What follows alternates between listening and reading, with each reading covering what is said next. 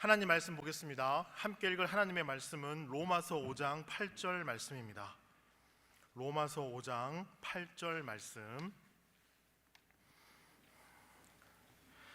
신약성경 245쪽입니다. 우리 한 목소리로 같이 읽겠습니다.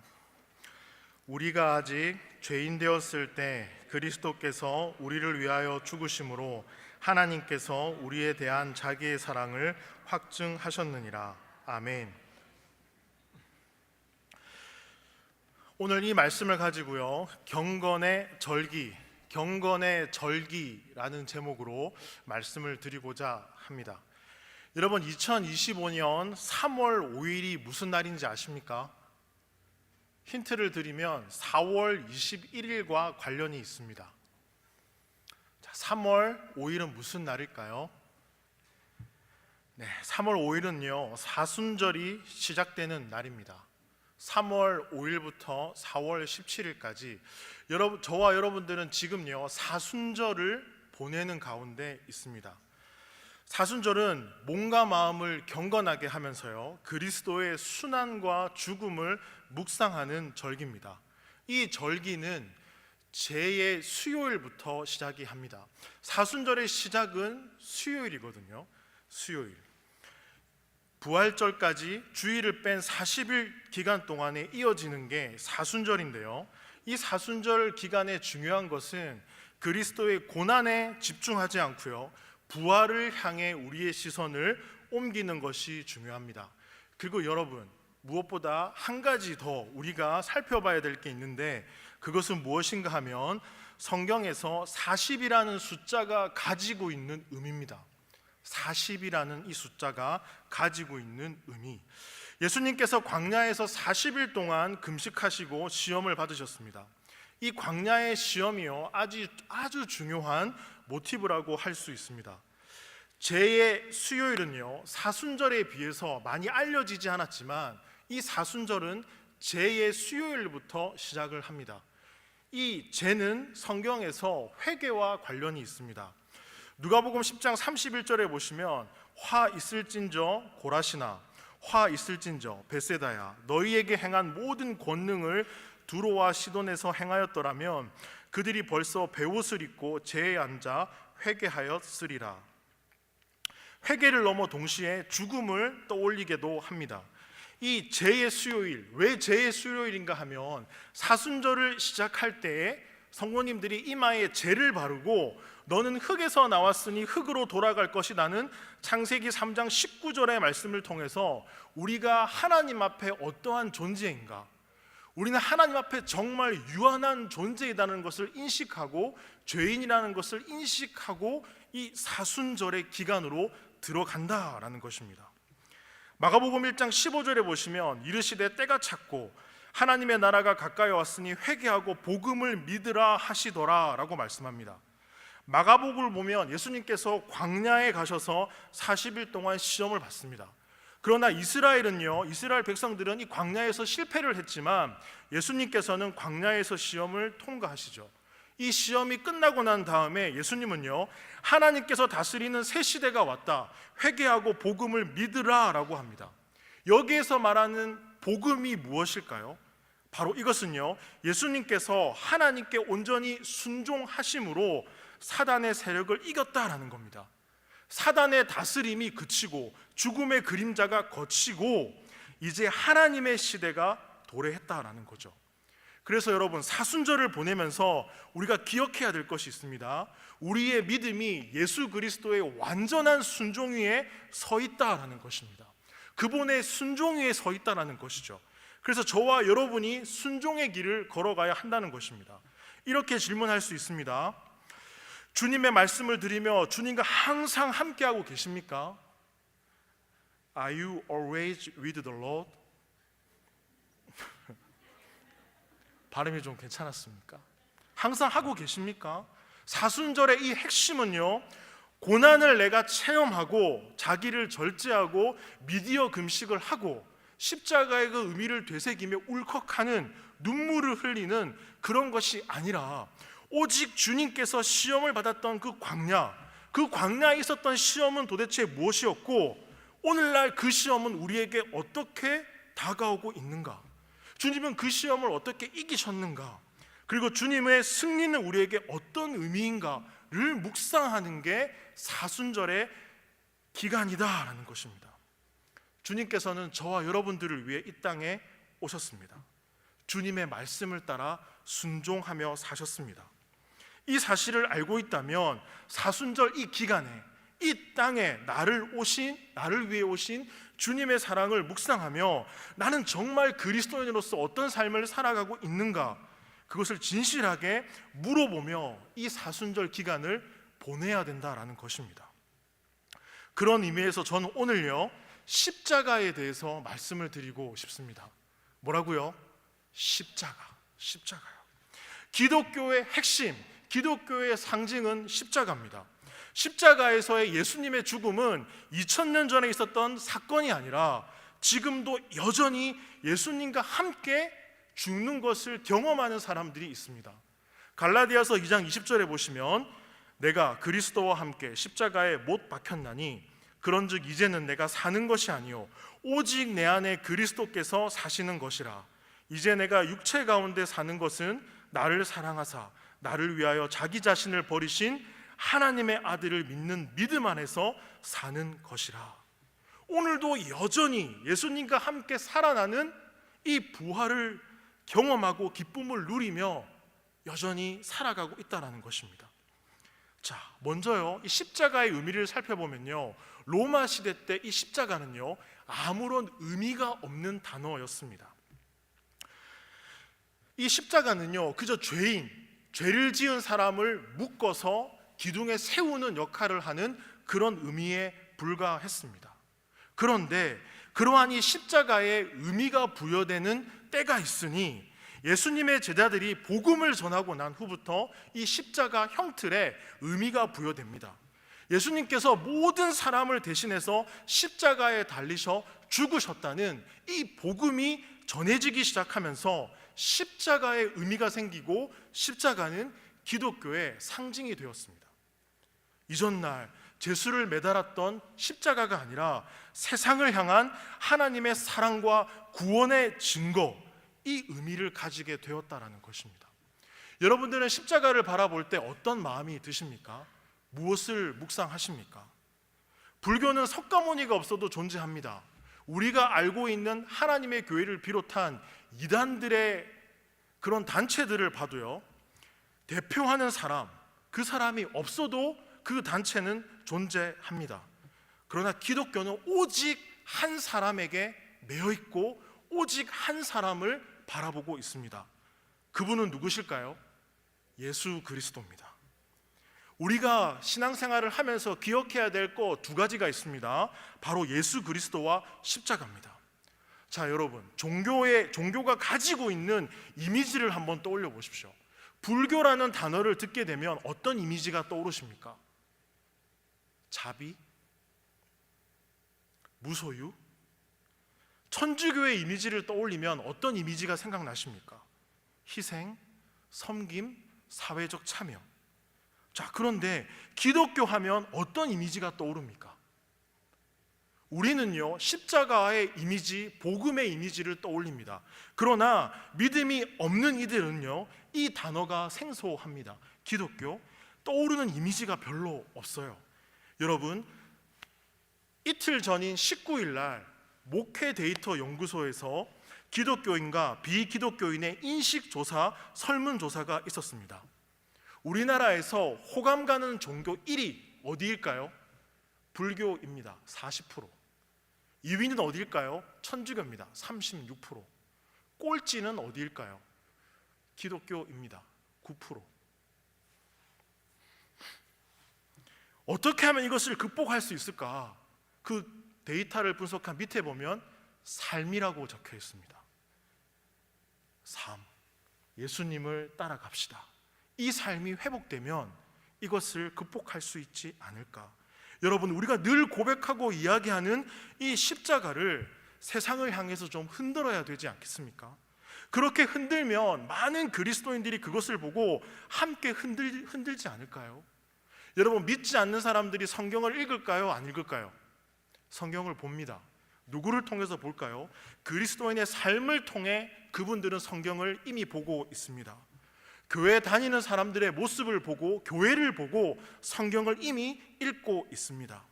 교회를 다닌다는 것은 저런 것이구나, 예수님을 믿는다는 것은 저런 것이구나. 그러니 여러분, 우리 마음에 있는 십자가를 이제 우리는 꺼내서요, 세상을 향해 하나님의 자녀답게 살아가는 것이 무엇인가를 흔들고 보여주어야 한다라는 것입니다.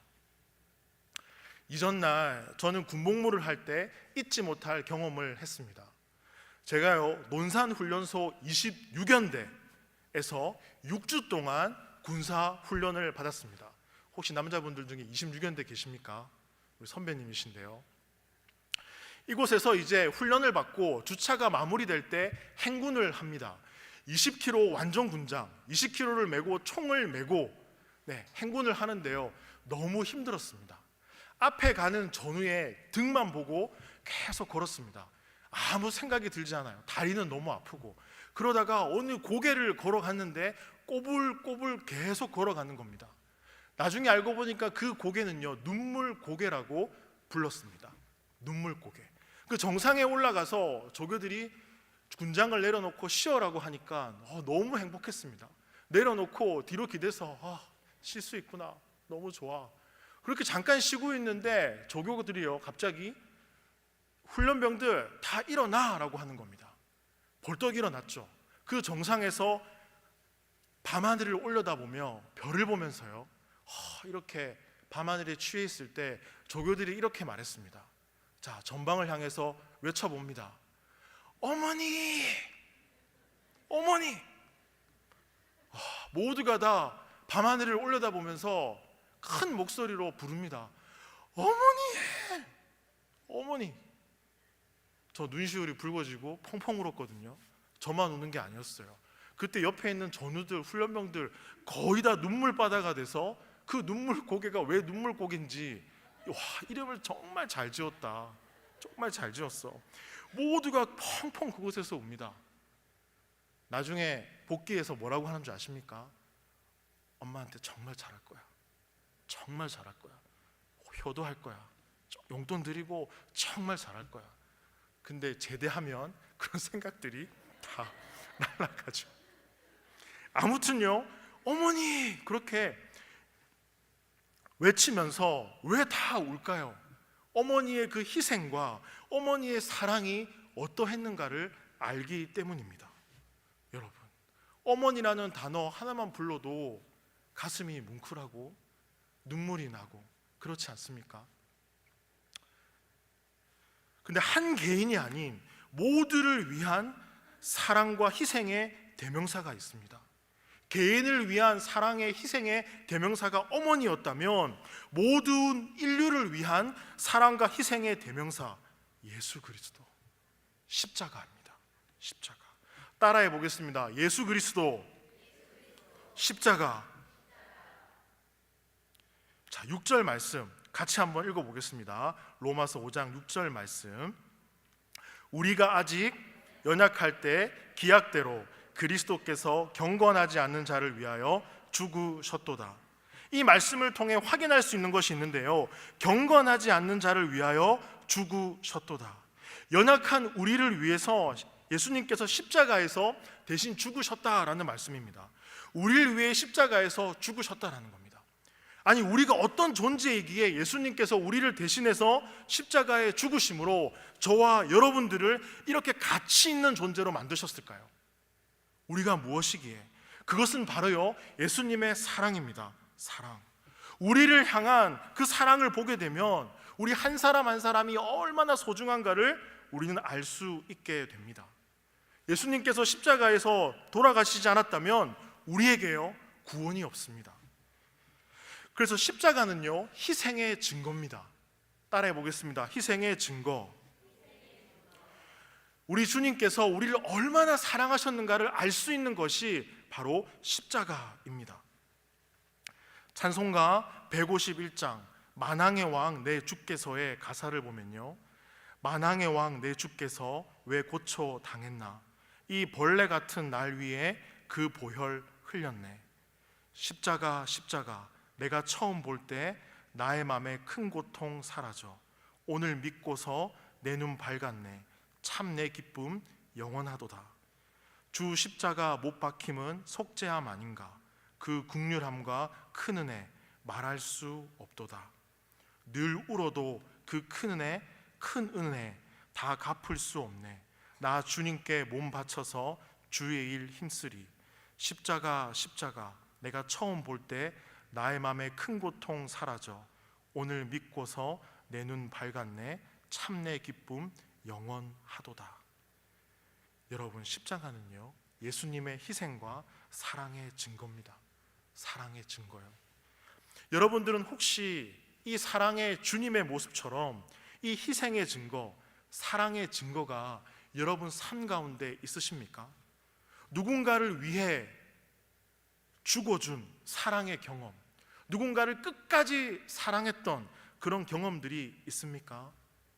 교회 안에서는요 직분을 떠나 형제 자매로 불립니다. 형제 자매는 같은 부모 밑에서 자란 것을 말합니다. 하나님 아버지 밑에서 형제 자매로 살아가는 우리가요 십자가의 사랑의 희생과 섬김이 우리 삶을 통해서 그 증거가 나와야 된다는 것입니다. 서로의 짐을 짊어질 수 있고 나눌 수 있고 함께 할 수 있다는 것.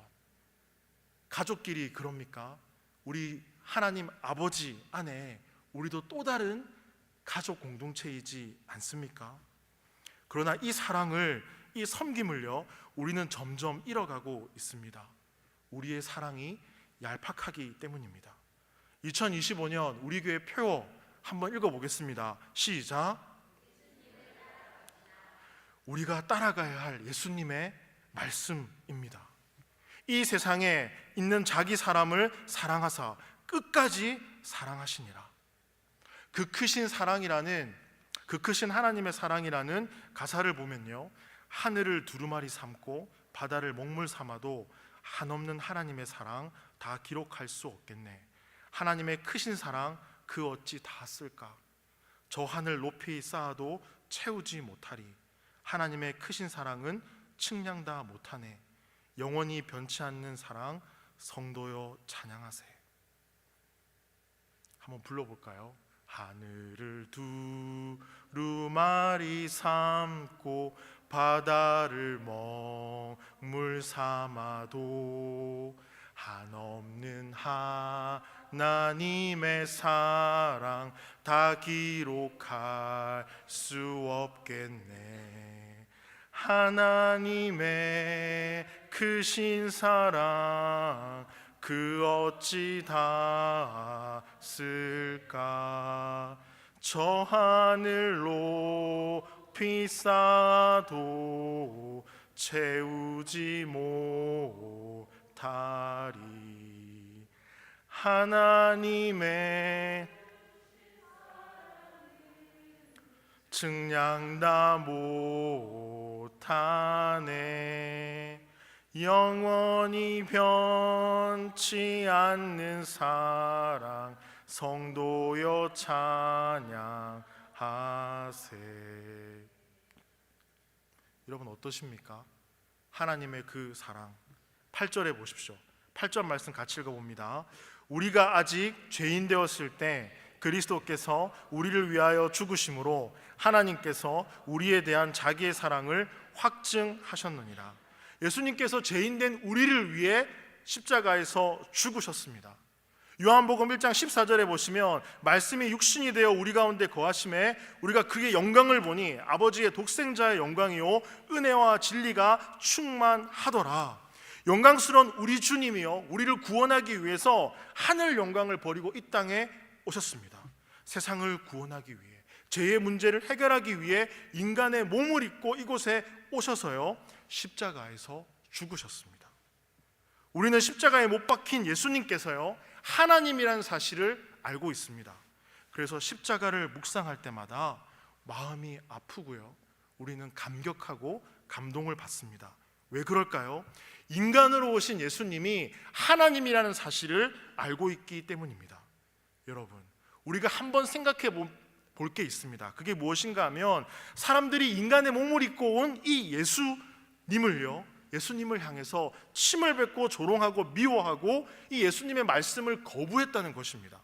그럼에도 불구하고 하나님께서는 우리를 사랑하셨습니다. 그 사랑의 증거가 요한복음 3장 16절 말씀.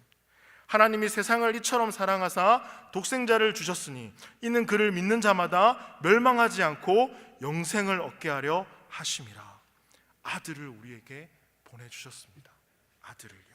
우리를 구원하기 위해 세상에 오셨다라는 거죠. 그래서 시편 23편의 3절 말씀, 내 영혼을 소생시키시는 주님을요 우리의 삶의 자리에서 우리는 만나게 된다는 것입니다. 지난주 13일 목요일에 부산 교구에 있는 최경진 자매가 의식을 잃고 쓰러졌습니다. 지금 부산대병원 중환자실에 있습니다.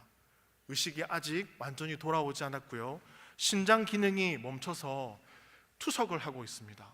소변이 배출이 되지 않아서 몸이 많이 부어있는 상황에 있습니다. 앞으로 얼마나 많은 위기가 있을지 모릅니다. 상황은 좋지 않습니다. 그러나 우리가 할 수 있는 것은 바로 우리를 소생시켜 주시는 주님께, 우리의 아버지 되시는 주님께 우리는 간절히 기도해야 될 줄 믿습니다. 오늘 말씀이 끝나고 기도회가 시작되면 우리 경진 자매를 위해서 다 같이 기도해 주시면 좋겠습니다. 저와 여러분들은 여전히 우리를 인도하시는 주님을 만나고 있지 않습니까? 우리를 구원해 주게 오신 예수 그리스도, 그분을, 그리고 우리의 영혼을 소생시켜 주시는 주님을 매일의 삶 가운데서 우리는 만나고 있습니다. 우리가 만나는 그 주님은요, 이 땅에 오셔서요 많은 것을 포기하셨습니다. 하나님이신데 가장 낮은 곳에서 태어나셨고 죄인들처럼 멸시천대를 받으셨고 자신이 사랑한 백성들로부터 버림을 받으셨습니다. 이렇게 많은 것을 포기하시고요, 우리를 사랑하시고 우리 곁에 머물기를 원하셨습니다.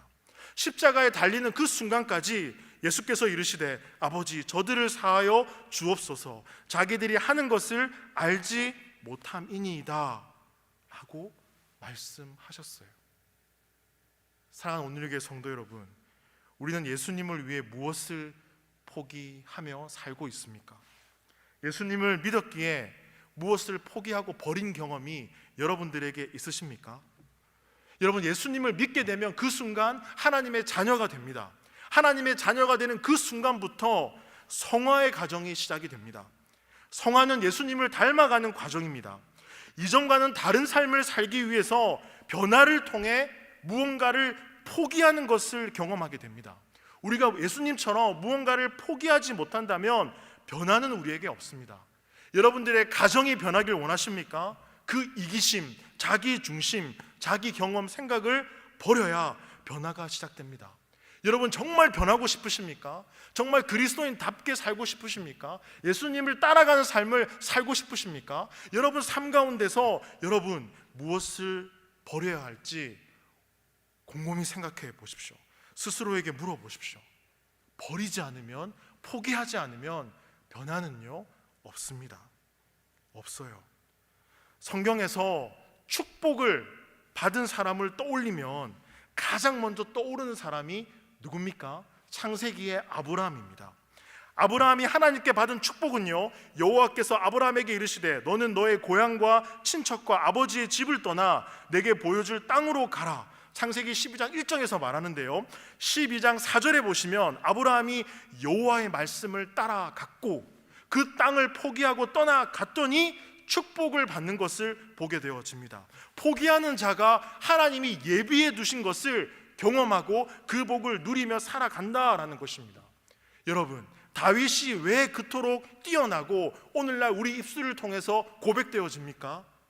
골리앗을 쓰러뜨려서요? 이스라엘 민족을 이끌어서요? 아니요. 다윗이요, 위대한 이유는요 포기에 있습니다.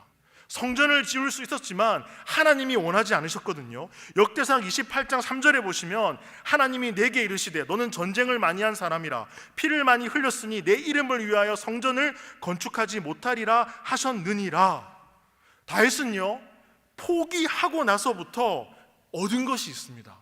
그게 무엇인가 하면 사도행전 13장 22절에 보시면 내가 이새의 아들 다윗을 만나니 내 마음에 맞는 사람이라 내 뜻을 다 이루리라. 다윗은 포기를 통해 하나님의 마음을 얻습니다. 여러분 무엇을 포기하실 것입니까?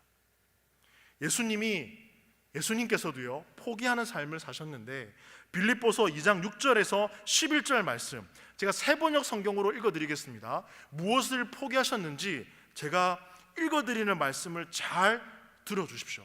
듣기 평가입니다. 그는 하나님의 모습을 지니셨으나 하나님과 동등함을 당연하게 생각하지 않으시고 오히려 자기를 비워서 종의 모습을 취하시고 사람과 같이 되셨습니다.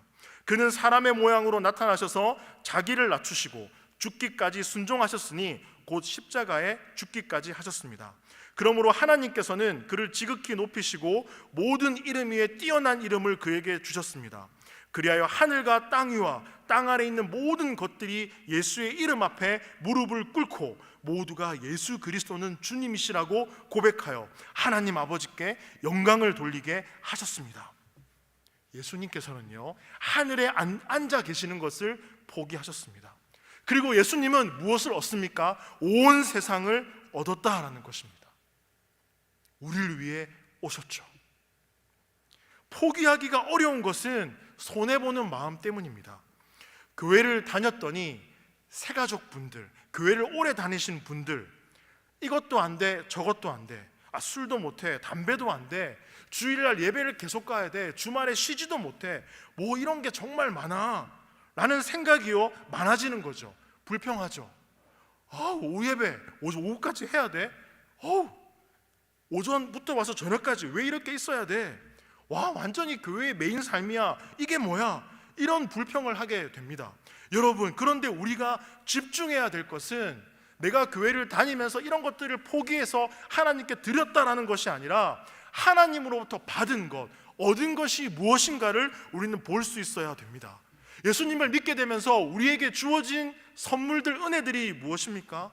새로운 생명을 얻었죠. 새로운 미래를 얻었죠. 하나님 나라를 꿈꾸죠. 그리스도인들에게는 꿈이 있습니다. 예수님을 닮아가는 것입니다. 예수님을 따라가는 것입니다. 그분이 살았던 그 삶을 같이 이 땅 가운데서 살아내는 것입니다. 닮기 위해서, 살아가기 위해서 우리는요 우리의 일상에서 매 순간 포기하고 주님을 바라봐야 됩니다. 여러분들이 지금 이 순간까지 가장 가치 있고 중요하게 붙들고 있는 게 있다면 그것이 무엇입니까? 주님이 오늘 이 시간 내려놓아라 라고 했을 때 네, 그렇게 하겠습니다. 하실 수 있으십니까? 여러분의 순종은 어디까지 가능하십니까? 여러분, 창세기에 보시면 이삭을 통해 순종이 어떠한가를 보여주십니다. 이삭의 아버지는요 야곱입니다. 아무도 아니오라고 안 하시네요. 이삭의 아버지가 야곱입니까? 자, 이삭의 아버지는 아브라함입니다. 100세에 낳은 아들이죠. 어느 날 이삭이 결혼할 때가 되었습니다. 아버지가 한 여인을 데리고 옵니다. 너의 아내다, 내 아버지. 자, 같이 산으로 가서 제사를 드리자. 제물이 어디 있습니까? 밧줄에 묶이는 그 순간까지 그는 도망치지도 않습니다.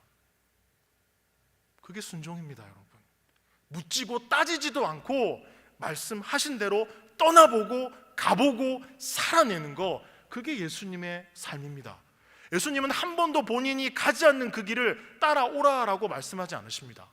항상 먼저 가셨고 따르라라고 하십니다. 그냥 우리는 따지죠, 묻죠, 생각하죠, 계산하죠.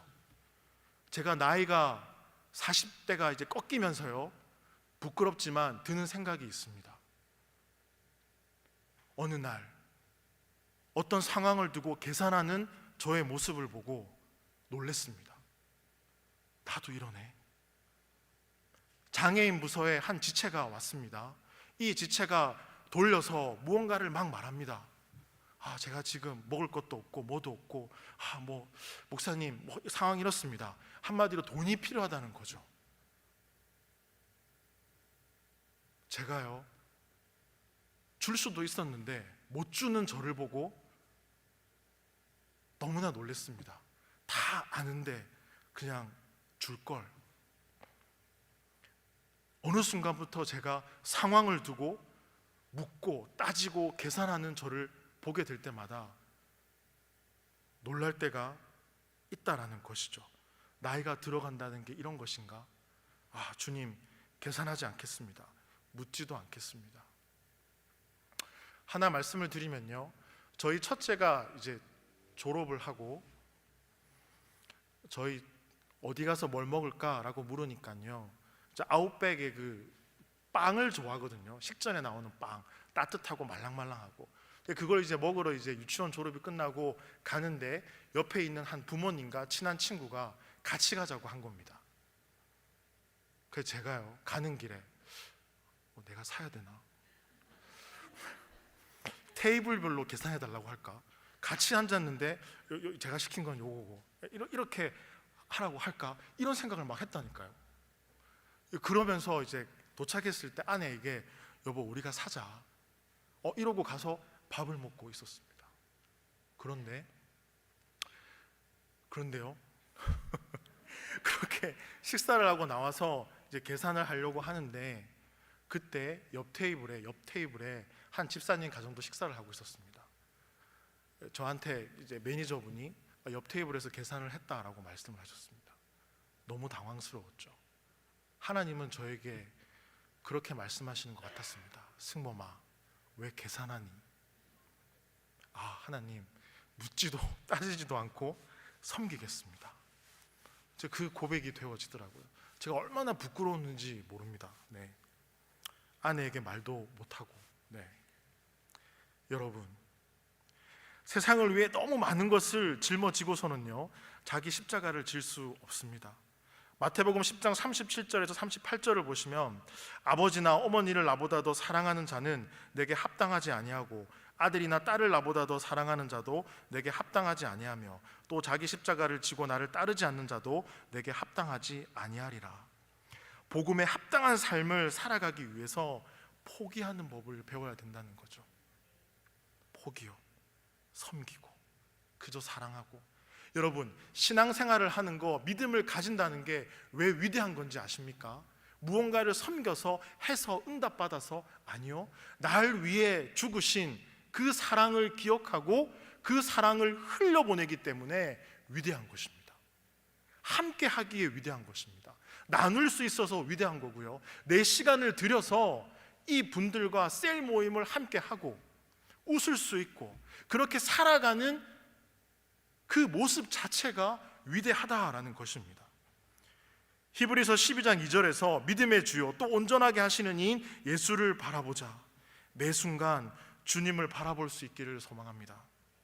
아무것도 아닌 나를 위해서 십자가에 죽으시고 그 죽으심으로 인해 저와 여러분들을 가치 있는 존재인 하나님의 자녀로 만드시고 하나님의 그 사랑을 흘려보내기를 소망하시는 하나님의 그 마음을 볼 수 있기를 소망합니다. 창조주의 손에 이끌려 우리는 지으신 대로 살아가는 존재입니다. 그분이 무엇을 의미하는가? 사랑과 희생의 증거인 십자가는요 우리가 어떻게 살아야 하는가를 보여줍니다. 오늘날 극단적인 양극화 현상이 뚜렷합니다.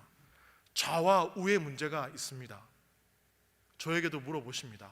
목사님은 좌로 가십니까? 우로 가십니까?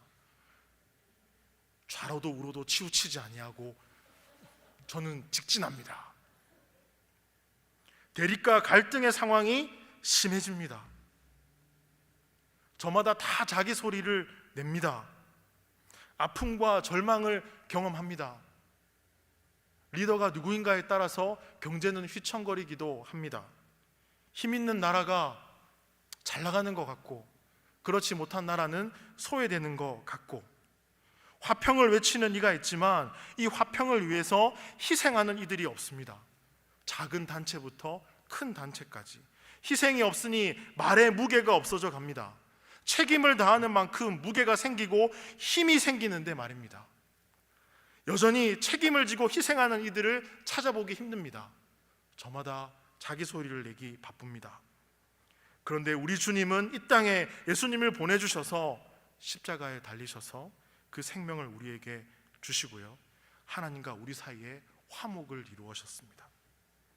10절 말씀 같이 읽어봅니다. 10절 말씀, 곧 우리가 원수 되었을 때 그의 아들의 죽으심으로 말미암아 하나님과 화목하게 되었은즉 화목하게 된 자로서는 더욱 그의 살아나심으로 말미암아 구원을 받을 것이니라. 하나님과 원수가 되었을 때도 주님은요, 아들을 보내주셔서 하나님과 화목하게 하셨습니다. 여러분, 우리 주님이 십자가에 달려 죽으셨을 때 성전에서 어떤 일이 일어난지 아십니까? 지성소와 성소를 구별하고 있는 육중한 그 커튼이요, 한가운데서부터 위에서부터 아래로 찢어졌습니다. 그리고 하나님께 나아가는 새로운 길, 살 길, 우리에게 주신 생명의 길이 열리게 되었습니다. 하나님께서 우리 모두를 용서하시고 용납해 주시고 받아주셨죠. 이것이 십자가의 사랑입니다. 십자가는 예수님의 희생의 사랑의 증거고 사랑의 확증입니다. 그리고 화목입니다. 이 십자가의 의미를 통해서 사순절 십자가의 사랑을 우리 마음에 새길 수 있기를 소망해 봅니다. 성경을 보면 예수님께서 눈물을 흘리시는 장면이 나옵니다. 예수님께서 예루살렘 도시를 바라보며 눈물을 흘리신 그 마음을요, 여러분 좀 바라봐 주십시오. 예수님께서 베드로에게 3번의 기회를 주신 그 마음을 읽어 주십시오. 왜 그렇게 하셨을까? 왜 십자가에서 우리를 위해 죽으셨을까? 그 마음을 좀 헤아려 주십시오. 사순절 이 기간 어떻게 보내시겠습니까? 무엇을 하지 않고 중요하지 않습니다. 우리가 살아갈 날이 많죠. 하나님 나라를 꿈꾸고 있죠. 우리의 이 믿음의 길, 살아있다는 것은 성장할 수 있고 잘할 수 있고 주님과 더 함께하는 이야기를 이 세상을 향해 쏟아낼 수 있다는 것입니다. 하나님이 우리의 아버지 되신다는 그 증거가 우리 삶으로 나타냈으면 좋겠습니다. 정말 주님이 우리를 사랑하신다는 그 마음을요, 정말 발견하고 그 사랑을 흘려보냈으면 좋겠습니다. 그게 위대한 것입니다. 그게 이 사순절 이 시간 주님이 우리에게 원하는 마음이지 않을까, 그것을 묵상하고 바라보게 되었습니다. 사랑하는 온누리교회 성도 여러분, 주님의 그 마음을 헤아리게 된다면 이 사순절 기간 우리의 믿음이요 훌쩍 자라게 될 것입니다. 그리고 주님의 사랑에 감사하게 될 것입니다. 여러분, 그렇게 살아가시기를 소망합니다. 우리 말씀 기억하시면서요 기도했으면 좋겠습니다. 하나님, 사순절을 보내고 있는 이 시간 생명 다해 우리를 사랑하신 주님의 사랑에 감사합니다. 나를 살리신 주님을 바라보며 살아가기를 원합니다. 주님으로 인해 내가 포기한 것보다 얻은 것이 더 많다는 것을 잘 알고 있습니다. 그 은혜에 감사하며 살아가게 하시고 십자가를 통해 희생이 무엇인지, 사랑이 무엇인지, 화목이 무엇인지를 알려주신 주님의 사랑을 더욱 닮아가는 우리의 삶이 될 수 있기를 소원합니다. 사랑의 주님, 40일 동안의 사순절의 시간을 통해서 사랑의 주님이 우리들을 얼마나 사랑하시고 계신가를 알게 하시고 끝까지 사랑하시고 끝까지 책임지시는 주님을 매일의 삶 가운데 만나 감사하며 살아가는 우리의 인생이 될 수 있도록 인도하여 주옵소서. 주님 사랑합니다. 감사합니다. 그리고 이 시간 주님께 귀한 헌금을 드립니다. 11조로, 감사 헌금으로, 셀 헌금으로, 국내 선교 헌금으로, 해외 선교 헌금으로, 또 건축 헌금으로 우리의 수고와 시간과 눈물과 땀이 담긴 이 귀한 헌금이, 예물이 하나님 나라를 위하여 곳곳에 귀하게 사용되어 줄 수 있도록 인도하여 주시고 드린 손길 위에 함께 하시며 하나님의 선한 인도하심이 가득하길 소망합니다. 이 모든 말씀 예수님의 이름으로 기도합니다. 아멘.